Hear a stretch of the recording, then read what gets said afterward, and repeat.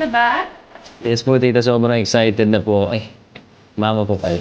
I knew it. I knew he was here. I knew he was gonna make moves without me around.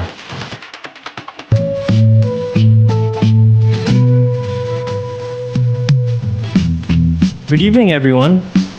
Aba, at sino naman tong isa pang gwapong lalaki na to? I'm Mark Kiefer Watson po. Keeper is a friend of mine.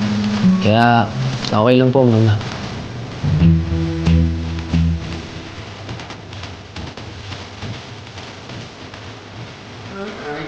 Ano nga palang ginagawa mo dito, Keeper? I came to see JJ. Why? There's no reason. Kiefer, anong relasyon mo kay JJ?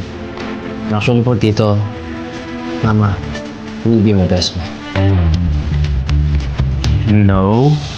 He will be my best man. Sure. Sabihan mo na lang ako kailan para masiguro ko makapunta kami ng libre. Of course.